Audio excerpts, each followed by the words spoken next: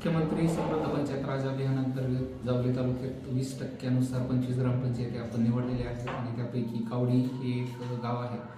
आणि ह्या अभियानाचे जे काही मुख्य मुद्दे आहेत किंवा घटक आहेत त्यामध्ये सुशासनयुक्त पंचायत, सक्षम पंचायत, जलसमृद्ध स्वच्छ हरित गाव निर्माण करणे, मनरेगा व इतर योजनांचे अभिसरण, गाव पातळीवरील संस्था सक्षमीकरण, उपजीविका विकास, सामाजिक न्याय आणि लोकसहभाग तसेच श्रमदान ह्या विविध घटकांच्या माध्यमातून गावातील सर्व लोकांनी एकत्रित येऊन ह्या अभियानामध्ये सहभाग घेणं अपेक्षित आहे.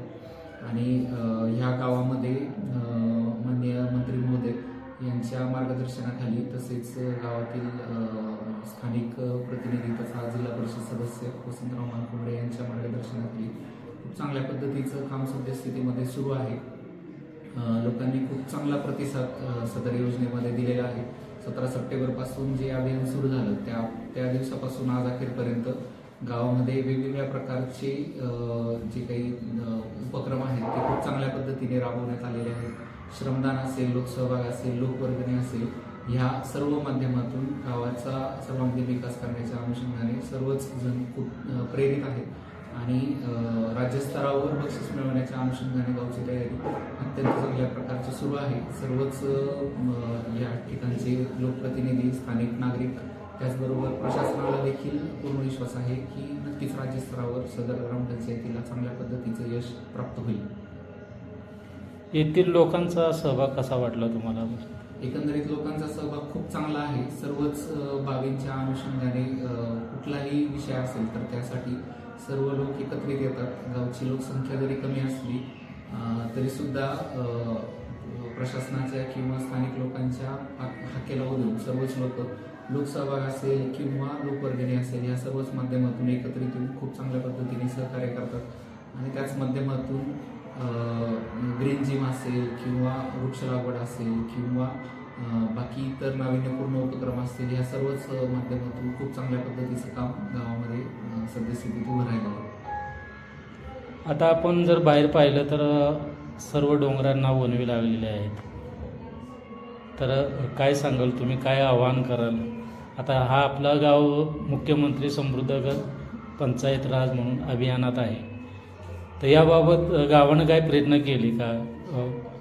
नक्कीच ह्याच गावासाठी नाही, सर्वच गावांसाठी आणि सर्व नागरिकांसाठी ही अशी कळकळीची विनंती असेल की काही भ्रामक आपल्या कल्पना असतात किंवा काही गैरसमजुती असतात. त्यातून बऱ्याच ठिकाणी वणवे लावण्याचे प्रकार घडतात.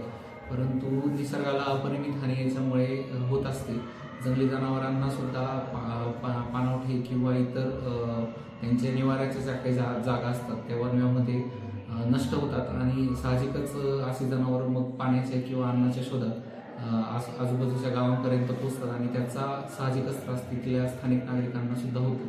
त्याच्यामुळे त्यांचा नैसर्गिक जो काही निवारा आहे तर तो जपण्यासाठी आणि त्याची चांगल्या पद्धतीने जोपासणूक होण्याच्या अनुषंगाने अशा पद्धतीचे वणवे मुळात पेटवू नये.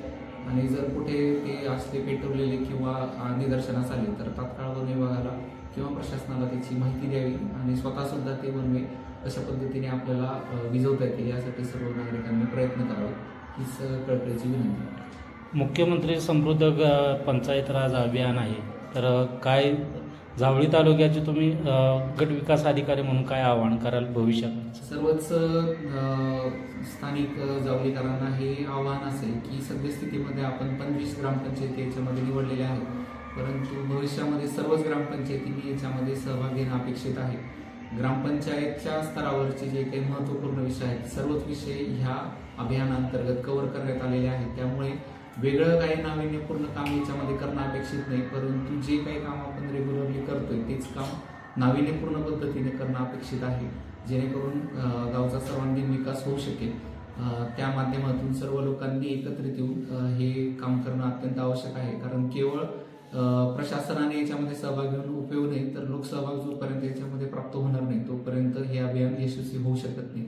त्याच्यामुळे सर्वच जावलीकरांना, सर्व ग्रामस्थांना ही विनंती आहे की भविष्यामध्ये जरी आपलं गाव याच्या चालू वर्षामध्ये अभियानामध्ये समाविष्ट नसेल तरी पुढच्या वर्षी आपण स्वयंप्रेरणेने याच्यामध्ये सहभाग घ्यावा आणि आपल्या गावाचा विकास करावा.